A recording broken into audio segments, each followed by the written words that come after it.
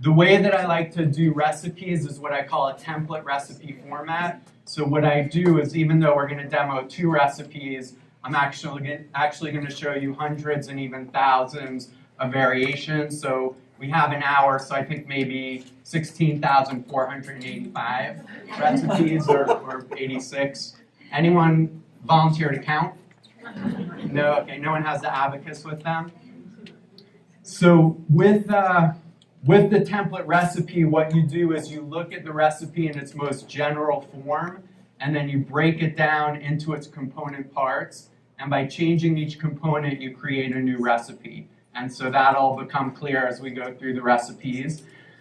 The first recipe I'm going to do is gold milk, which is an Ayurvedic recipe which uses turmeric. And one of the things that I really, anyone know anything about turmeric? Good for you, good. That's the best answer, it's good for you. So who knows what the active component in turmeric is? Curcumin. Curcumin. So it's being studied, it's in like dozens of studies that are showing it's superior to a lot of pharmaceuticals. So keep an eye out, you'll be hearing a lot more about turmeric. And this recipe is called the gold milk. And I'll let you guess why it is called the gold milk. So I'm going to show you now just a simple way to create your own plant-based milk. And what I'm going to show you, you probably have never seen anywhere else before, and you may never see anywhere else again. So, and if you don't do it, the recipe won't turn out right. So pay close attention when I get to that point. So there's, in the blender here, I have water, and I'm going to be adding almonds. And it's roughly a 1-to-4 ratio. And what do you think you could replace the almonds with? Cashews, walnuts, pumpkin seeds, hazelnuts, sunflower seeds. You could do even oats or rice. So you could do half macadamia, half hemp. You could do 25% walnut, 25% almond, 50% sunflower seed. And how many recipes do you think that is just right there?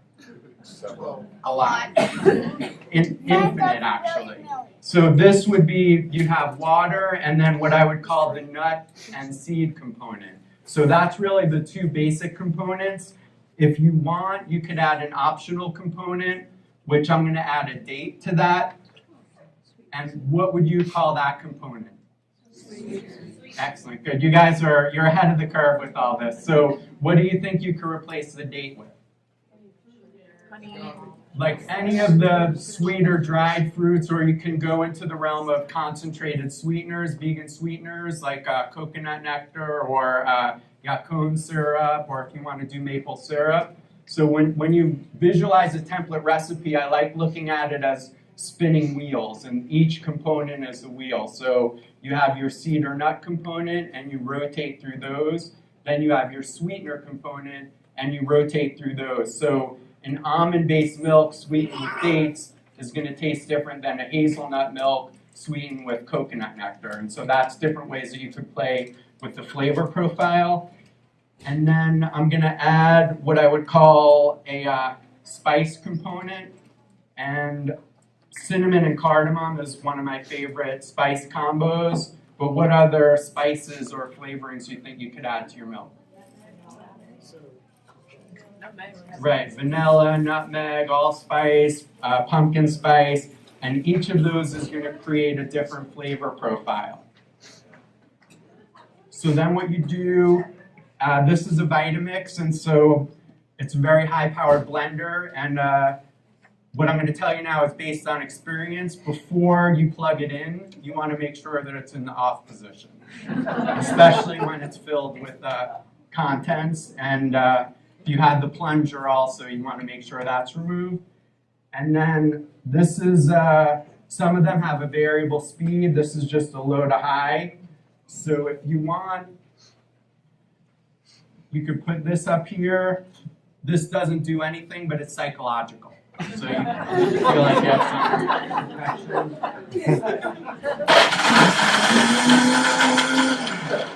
and save the most important part of your conversation until the blender is on the highest speed.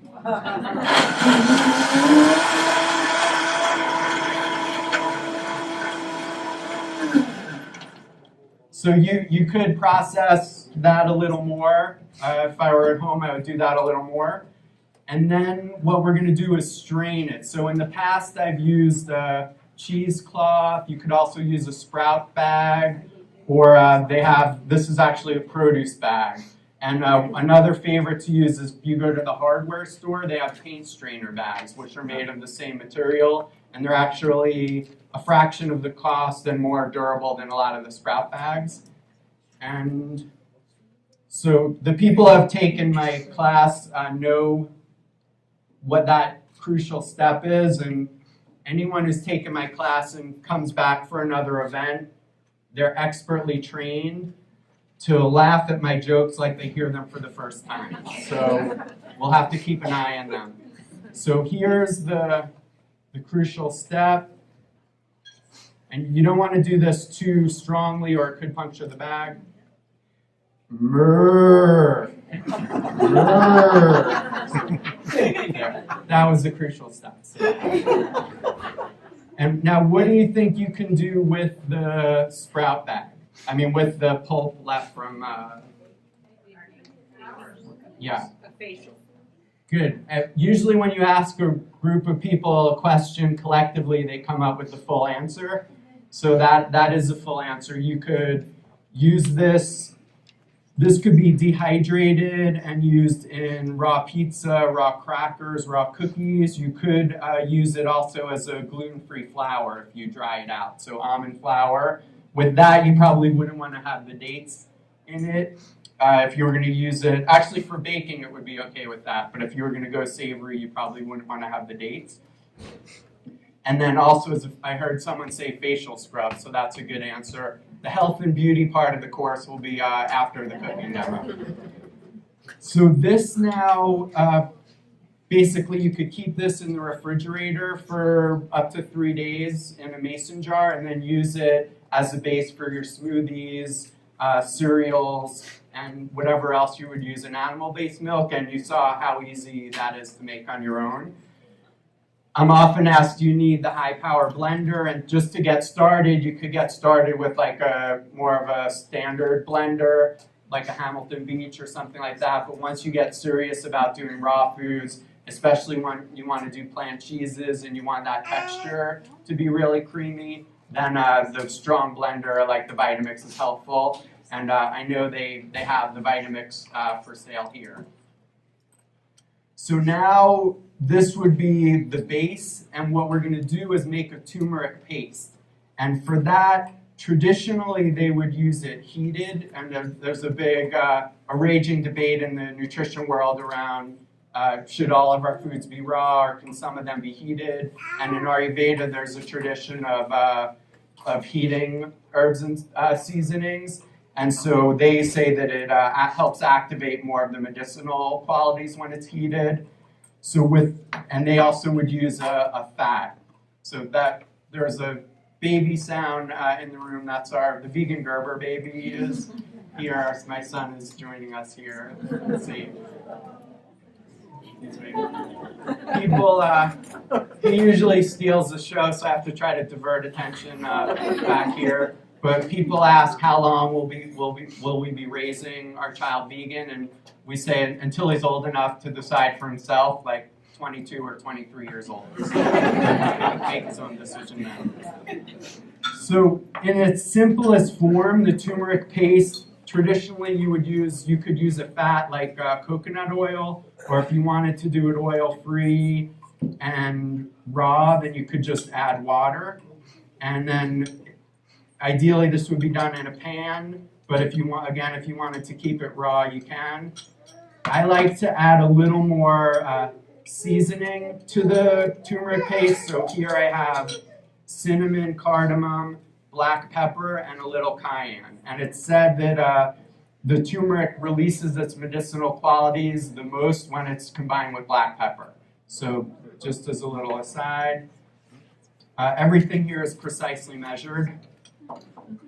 And then this becomes the paste. And so the paste you could keep in the refrigerator on its own for, I'd say, up to 5 days. And then you could just add this in to your smoothies or beverages. For our, and we'll be serving you some gold milk. This then you just basically add the turmeric paste to the milk. And then this is lightly sweetened with the date, but you could add an optional sweetener then at this point. So that's our gold milk. And so the recipe for the milk itself was a template, and then this bigger recipe becomes a template. So we made this almond milk, but what can we replace the almond milk with? Cashew milk. Excellent, good answer. So pretty much any plant-based milk, so soy milk, rice milk, if you want to use the package containers, then it's easy to do. This you could have raw, cold, or warm. So it's nice. Actually, we like to have it warmed at the end of the day. One of the big properties of turmeric is its anti-inflammatory qualities, and for that, I'll talk a little more. I like to do a lot of Q&A, and I'll talk more about something we have called the Doctor and the Chef. My wife's a vegan naturopathic doctor, which you could raise your hand. See it over there. So she's the source of my nutritional information, and vegan NDs are pretty rare. I'm not sure if you're familiar with the naturopathic medical world, but a lot of them are not into the plant-based lifestyle. So we got a lot of good plant-based nutritional advice from the ND. Any questions on that recipe? When you say the almond milk lasts in the refrigerator for 3 days, I'm puzzled about that. Because if you buy a carton of almond milk in the store, it's sat there more than 3 days and it's going to be in your refrigerator. So, and I've had it go bad in about a week probably when I made my own. Mm-hmm. What can I do to extend the shelf life? You could actually, it could go a couple of days longer, especially if you don't add the fruit or the spices to it, if it's just plain almonds. But I like, in general, with my cooking, I like to do the green light, red light method of when foods are best to consume. And usually it's the day you make it is the green light, then the next day is the green and maybe a blinking yellow for some dishes. Then the day after that, it's like more of a blinking yellow, but a lot of times you could have it. And then it starts, for me, losing the vitality of the food. So even though it's still maybe not like bad, it's still, to me, lost some of that vitality. And that's a big part of the raw food philosophy, is looking at the underlying vitality of the food. So it could go a couple of days longer. Anything else on that before I go to the next recipe? Yes. Cool. Yeah. Sorry. Okay, good. She's not planted either, by the way. So. The pulp, I hate throwing it away. And you mentioned that you can dry it and make almond flour. Now I see if I go to the store to buy almond flour, it's quite expensive. Right. So would it be similar to what I would buy at the store? Yes. Yep. So just, again, you wouldn't want to sweeten it, and just lay it out thin and either use a dehydrator or at a low temperature oven to dry it out. Then you could replace it for the almond flour. It was worth coming here just for that. Okay, good. Price of admission. Cool. Yeah. So the next recipe I'm going to do is a hemp energy ball, and there's about at least 9,465 variations of this. So keep your ears open for them. With this, we're going to start with a nut base, and typically what I'll do is, if there's nuts or seeds in the recipe, I'll process it first. But you guys have been here about 15 minutes, so I think you're all masters of the template recipe format by now. So what can we replace the almonds with? Cashews. Someone likes cashews back there. Any nut or seed basically can form the base of this, and I'm just going to process this up before I add the other ingredients. And out of courtesy to whoever's in the room with you, usually you let them know there's going to be a loud noise when there's just nuts in the food processor. So I won't put my mic really close here. So loud noise.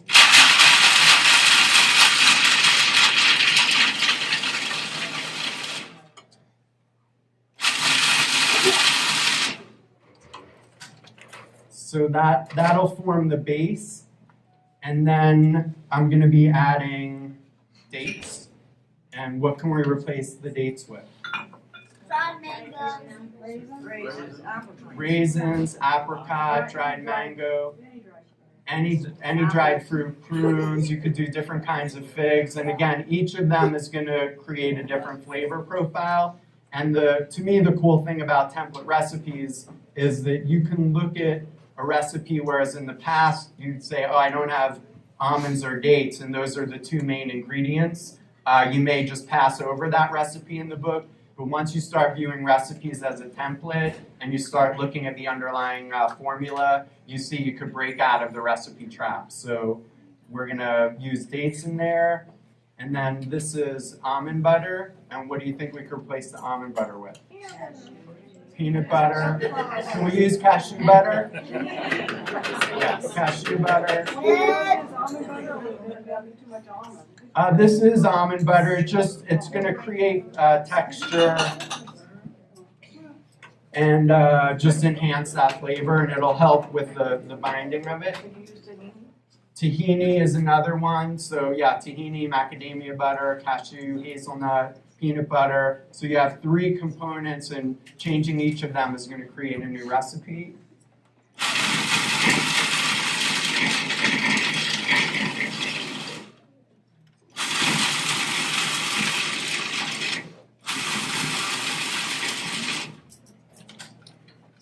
Then once you have this processed, I'm going to add, I have cardamom, cinnamon, and a pinch of salt. And if you're doing salt-free, you could definitely leave that out. And actually, I'm going to add. So what can you replace the cinnamon and cardamom with? Nutmeg, clove, allspice, ginger. So I think you guys are getting the idea behind this. And then also, I lived in Hawaii for many years, so we put coconut in anything we possibly can. So put a little dried coconut in. And this is, you can use coconut flakes, or this is dried coconut.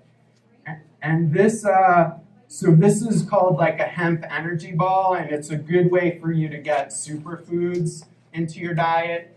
What's a good definition of superfoods? Protein. Antioxidants. Nutrient dense that's a popular way of describing superfoods. And is anyone familiar with the Andy score? Anyone want to tell us what the Andy score is?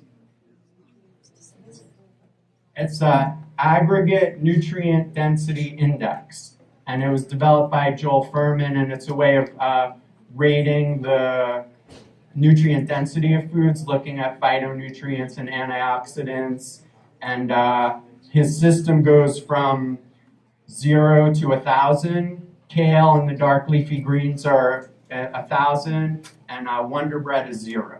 So between Wonder Bread and kale, you have all of the nutrient-dense foods. So shy in favor of the higher nutrient. I'm going to add a little water to this. You could add an optional sweetener as well. And then just for the texture here, and here I have cacao nibs and raisins. Yeah. What else do you think we could add to our energy ball here? Cranberries, chia seeds, goji berries. What about cashews?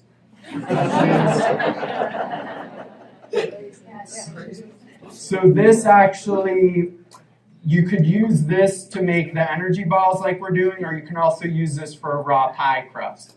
And now that would be another demo.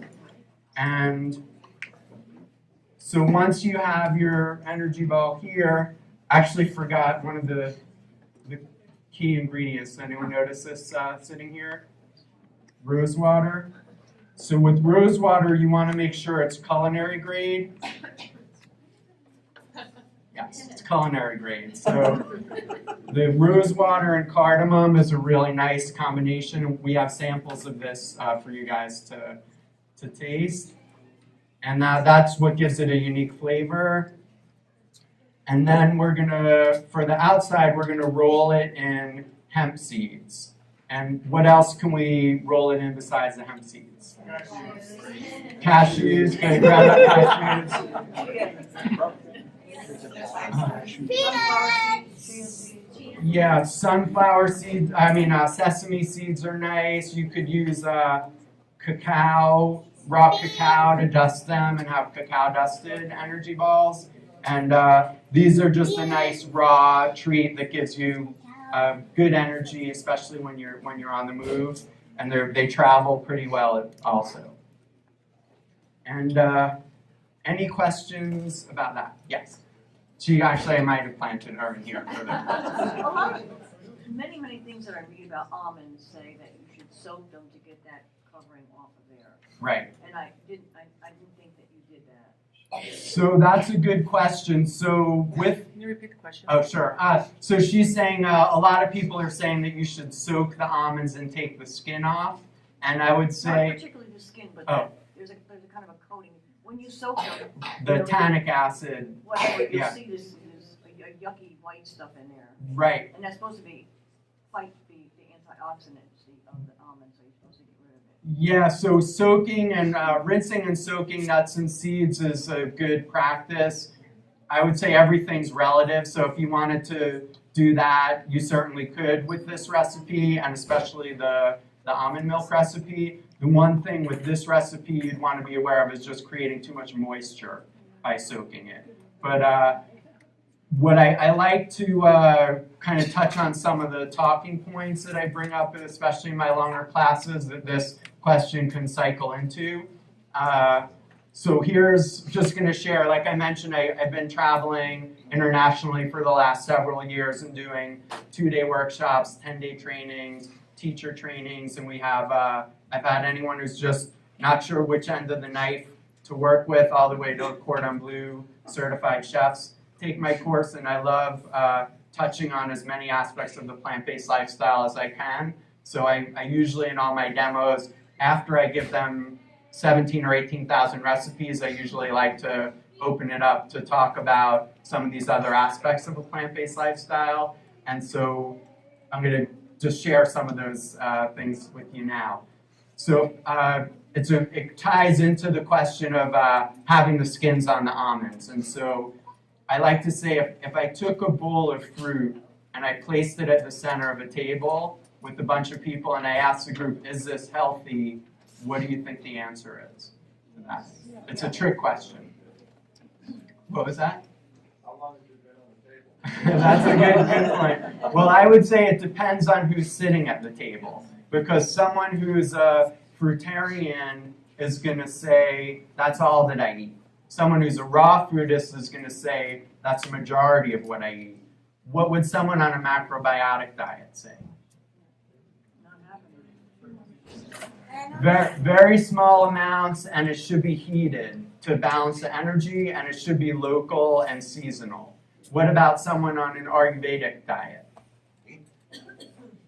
And Ayurveda is it's probably the most ancient nutritional system from India, where they look at the individual's body type and constitution before they would say which foods are good for you. So someone on an Ayurvedic diet would say that fruit is good for some people, but aggravating for others, and it depends on the season as well. And what about someone on like a diabetic diet?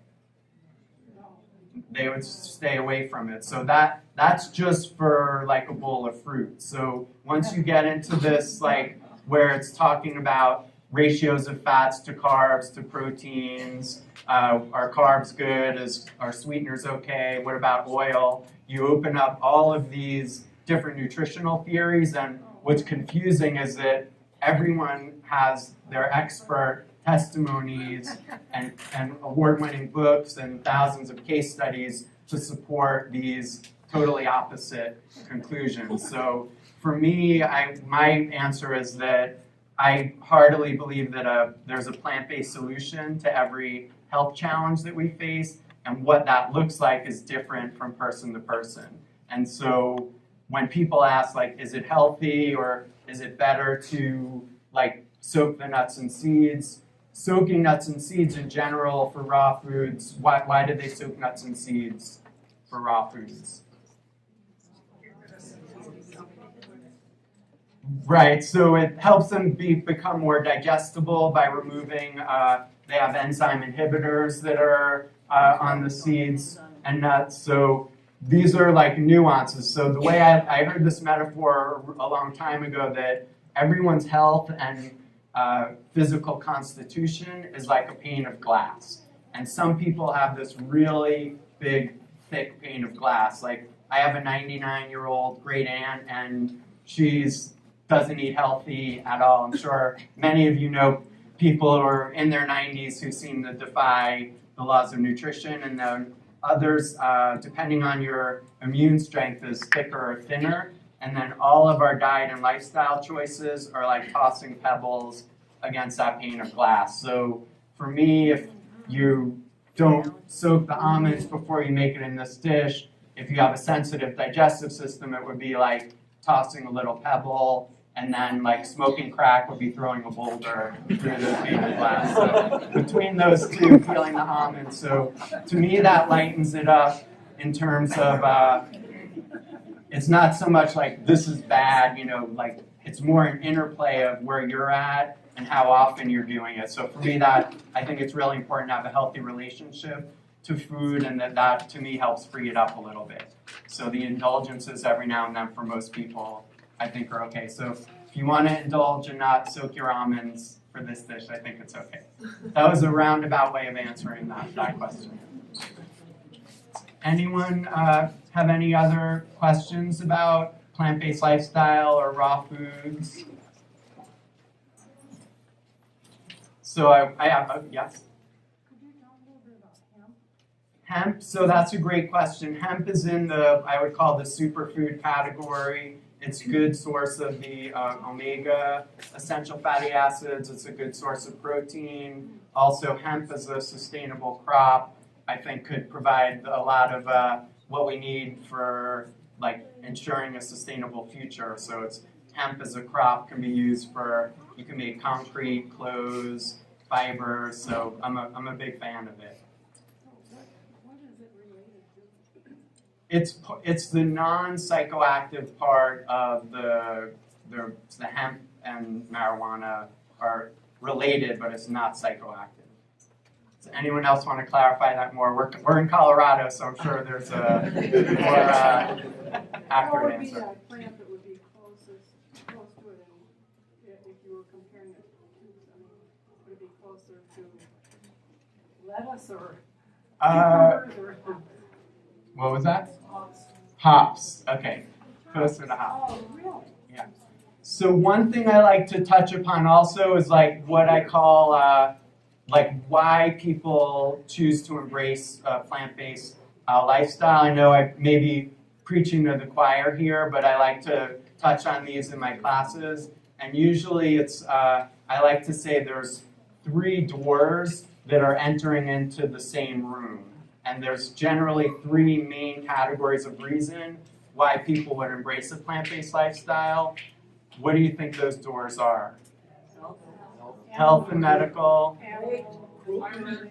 animal, ethical or compassion, and then environmental or sustainable. So what I like to say, and also like for me, most of the people that take my classes aren't actually vegan. I like to call them the veg curious. They're people that have heard about the benefits of a plant-based lifestyle, but aren't sure exactly how to incorporate it in their life.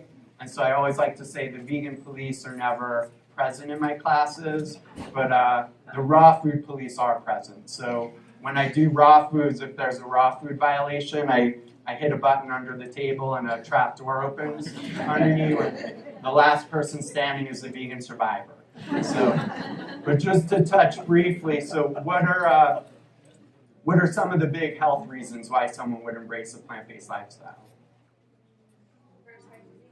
Heart disease, diabetes, osteoporosis, certain forms of cancer. Like the World Health Organization just linked processed meats in the same category as cigarette smoking and asbestos. So the same way you'd want to stay away from asbestos, I think we should stay away from the processed meats.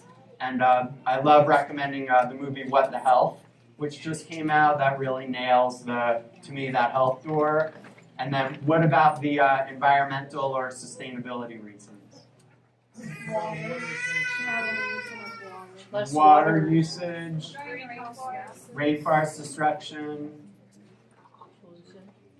ocean desertification, Pollution, global warming, global warming, reducing the carbon footprint.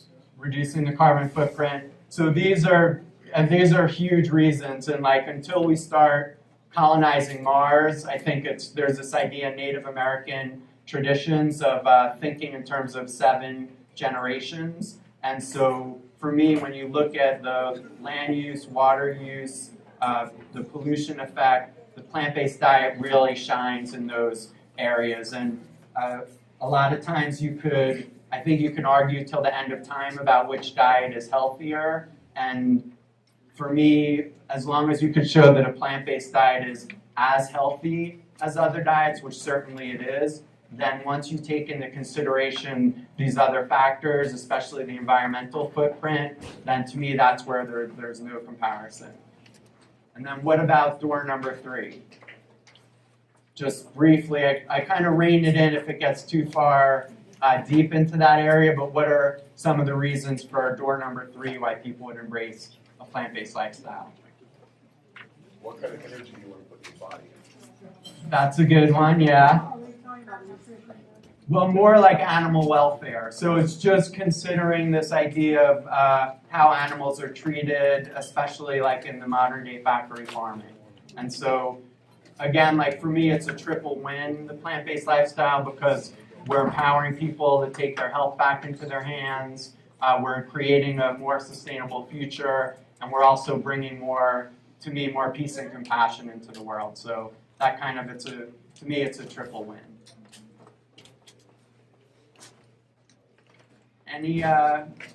Any questions on anything vegan or raw? Anything else? Yes, ma'am? I have a question. I saw a documentary on PBS where this doctor was talking about that you could reverse diabetes if you would have a more plant-based diet.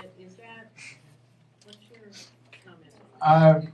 From my understanding, so what I like to say is like we're really in the infancy stages of fully understanding the impact that our diet choices have on our health. Like to me, that's like the cutting edge of the revolution. Like 20 years ago, if you went into the doctor's office and said, I think what I'm eating is affecting my health, they would say, don't worry about what that you're confronted with. And just like you could actually Google search like doctors recommending cigarettes, and you can see pages of ads of doctors who recommend different types of cigarettes. And I don't think many doctors would have their license right now if they were doing that today. So for me, I firmly believe that the heavy consumption of meat and dairy is heading in that same direction. And there is a lot of, Gabriel Cousins has done a lot of pioneering work in that, where he's helped people reverse certain forms of diabetes. Neil Barnard wrote, he's the one I think that wrote the book, The End of Diabetes. And more and more we're seeing that people are able to reverse it on a plant-based diet. So it's definitely worth further research. I had someone take one of my 5-day trainings here in Louisville. I think, Chaz, you were in that class. And he was very concerned about taking the class because he was overweight and he had diabetes. And after the first day, he texted me and said his blood results had never been so good since he was diagnosed. And then after that, he went on to actually get off his medication. He went on to more of a raw food diet. His story's in the book, Healing the Vegan Way, as well. And then one of my students was a retired firefighter who had been in the force for about 30 years, and he found out he had diabetes, and he called his wife and said, he read the book, The China Study, and he said, honey, we're going vegan. And then they did this complete change, and then 6 months he went to his doctor, and he said, I don't know what you're doing, but I don't see any signs of the diabetes. And then he went on, his story's also in the book. So it's really, to me, I'm so firmly convinced that a lot of these major health challenges are going to be shown to be food related. That's my opinion. The website Forks Over Knives is just full of testimony. Great, yeah. And then, of course, they did a video, and you follow that, why you can't come away with any conclusion other than the power of a vegan diet. Yeah. So a lot of us are in the choir already about this, so it's like I've seen so many miracles, and like for me there's different levels to it. Like one is the human suffering level. It's like one person is going to go to a doctor with diabetes and get told there's nothing you can do about it and you're going to be on medication for the rest of your life, and then someone else is going to say, well, you may be able to reverse this through diet and lifestyle changes. So those people are going to have a very different path. And then I also like to say that you may not realize that the pothole on your street has anything to do with what people are eating. But if you look at all of the financial resources that are directed to treat heart disease, high cholesterol, diabetes, just those alone, if those resources were directed towards infrastructure, education, social services, I think it would rebalance the force. So for me, I like showing people how to prepare plant-based food as a form of what I call food activism. So just like some people go join the Peace Corps or Food Not Bombs, for me, when you show people how to prepare plant-based food on their own, you're giving them the gift of health. And you may have heard this phrase, if you give a person a piece of tofu, you feed them for a day, but if you show them how to bake the tofu, you feed them for a lifetime. You heard that one? With this idea, again, it's for me of what I like to consider food activism, so it's a big motivation for what I do. And we're going to wrap up pretty soon, but just wanted to just share a little bit about what we're doing in the Colorado community. I mentioned we're in the planning stages of some vegan retail restaurant concept. My wife and I all just formed something called The Doctor and the Chef, where we do weekend wellness retreats surrounding simple, natural health self-care, so medicine making, herbs and practices to support you for the season, and then cooking, hands-on and demo-style cooking. So we do that in the Colorado area, and also we do free live events at Natural Grocers once a month in Denver, and we'll be rotating through that. So I'm just going to pass this around one more time, just to make sure everyone's had a chance to sign this.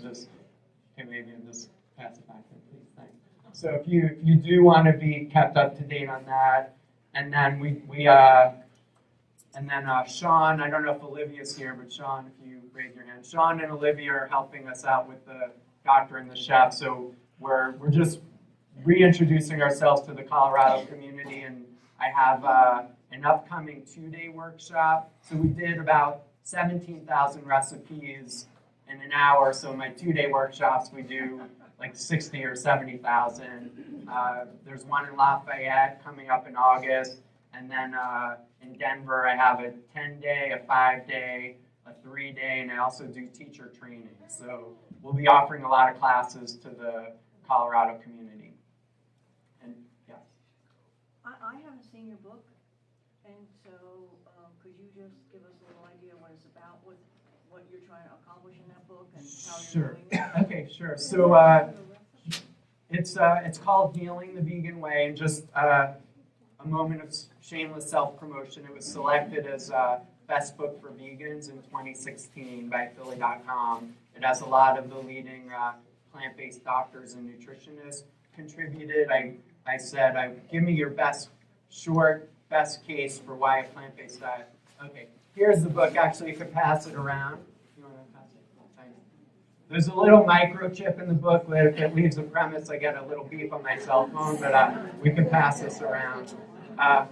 So it has over 200 recipes, and it also, there's something, it's a nutrient reference chart that talks about which nutrients are good for which body system. So what's good for your eyesight, what's good for your bones, your heart.